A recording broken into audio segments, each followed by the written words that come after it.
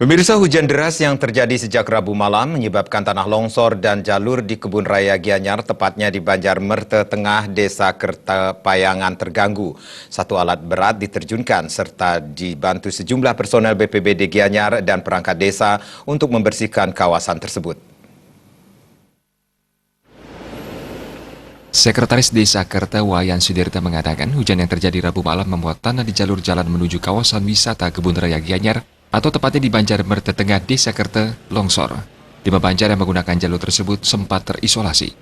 BPBD Gianyar bersama perangkat desa segera mendatangkan alat berat. Bekas tanah longsor yang menutupi jalan dipindahkan ke pinggir jalan. Lokasi jalan yang licin dan berada tepat di tikungan tajam membuat alat berat bekerja hati-hati. Petugas menerapkan buka tutup dan menginformasikan pengguna jalan mengambil jalur alternatif.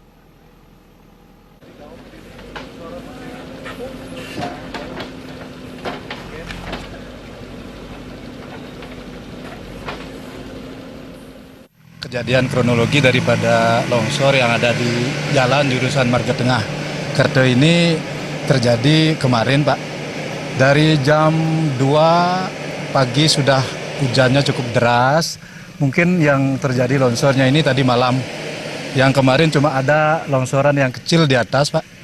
Begitu untuk mengantisipasi ini, saya tadi pagi hubungi BPBD, Badan Penanggulangan Bencana Alam Daerah.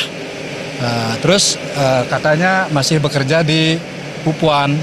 Terus baru tadi sekitar jam 2 baru bisa datang ke lokasi ini. Makanya saya selaku Sekdes Desa Kerta merasa terpanggil untuk mengantisipasi dari longsoran tanah ini.